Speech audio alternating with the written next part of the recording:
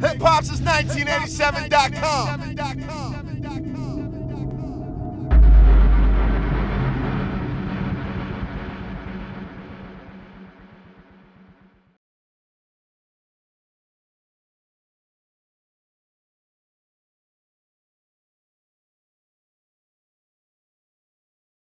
Terrell Thomas, we're live in Atlanta right now. We're with ESPN's own Booger McFarland. Now, the official 2016 college football rankings have come out. The first ones have come out. We now know the top 4 teams. We have Alabama, of course, in that mix, Clemson in that mix, Michigan in that mix, and then a surprise to some, Texas A&M. What are your thoughts so far on the first college football rankings? Well, I think the fact that Texas A&M is number 4 shows a lot of people that this committee values who you play. It's not necessarily about whether you have a 0 at the end of your record. A&M obviously played some good teams. They've beaten some good teams. They beat Tennessee. They beat Auburn. They beat UCLA. And although none of those 3 teams are great, those 3 teams are pretty good teams. Whereas when you look at a team like Washington, Washington's best win is probably Stanford or Oregon, or maybe even on the road at Utah, which is a really good win. But the committee values the trifecta of wins that A&M has over the one that Washington has this past weekend against Utah. Now, there are a few teams that can still creep into that mix, of course. As we said, this is just the first one that's come out. Can you give me some sleeper teams that you think could possibly creep into the mix? Well, I think obviously you got to look at the 3 that are right behind A&M. You know, when you start talking Washington, Ohio State, Louisville, teams of that nature, I think those are 3 teams you have to look at. This is early, man. I remind you, a few years ago, in 2014, I believe, Mississippi State was number 1. I think the only team that's been the only team in the initial first 2 playoff rankings that made the final was Alabama. And so I think when you look at it that way, just realize this is the first one. It's a starting point, and I think a lot of teams can get motivated or they can be dejected, but by no means is it settled.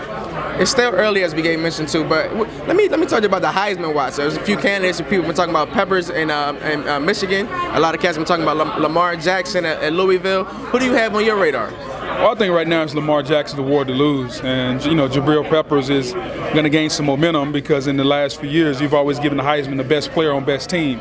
Well, if Michigan is playing for a national championship, then Peppers, I think, is going to get a little bump up. But right now, if I had to rank it, I would say Lamar Jackson would be 1.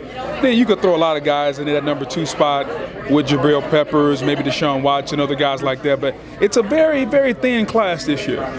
We know you went to LSU. LSU has a very important game this week coming up, SEC matchup against Alabama. Talk to me a little bit. I don't necessarily want you to give me your predictions. It's still early in the week. But talk to me a little bit about that matchup. You played in that game, some of the expectations. And LSU's kind of been on a roll as of late since letting Les Miles go. Can you talk to me about LSU? Well, it's a big game. I mean, I think it's the first really big game under Coach Orgeron, and you know he's looking forward to this game, being a Louisiana native. You know, LSU's got to figure out a way to stop the run, and they got to figure out a way to get their best player going, which is Leonard Fournette. And Alabama is a traditionally tough team to run against. So how do they get the running game going against Alabama? That'll be key. And then the young quarterback Danny Edling, how does he perform in a big game, in a big situation? And, you know, it's going to be a hostile environment. Baton Rouge will be great. That may be worth 3 or 4 points, but the rest of them have got to come from the Tigers' offense, which traditionally has struggled against Alabama. So early in the week, preparation still to be done. But I think the fact that College Game Day will be there, I think the fact that CBS moved it to an 8 p.m. start lets you know the magnitude of this game. But before I let you go, I want to move into the NFL very quickly. Being as though you played in the SEC, Dak Prescott, quarterback for the Dallas Cowboys, is having a sensational season so far. What have you thought about his play and also the play of quarterback Carson Wentz? You know, I think Wentz and Prescott, I know a little bit more about Prescott having covered him in the SEC. I think what you're seeing is a guy who's a 5th year. I think Dak's a 4th or 5th year guy. If coming out of Mississippi State, he was a senior quarterback. And his ability to have poise and patience, it just shows you when you get older and you become more mature, both on and off the football field, the game slows down for you. And when you watch Dak play, the game isn't too fast for him. He's able to process information at a high rate of speed, and that doesn't allow him to make mistakes. And I think Dak he's doing what we thought he could do at Mississippi State, you know, when given an opportunity to. So I like Dak. I like Carson Wentz. I think the Eagles and the Cowboys both have 2 young quarterbacks for the future.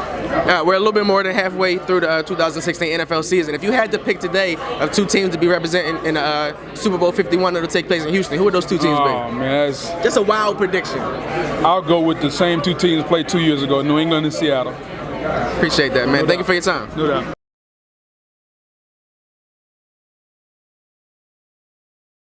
Hip Hop since 1987.com.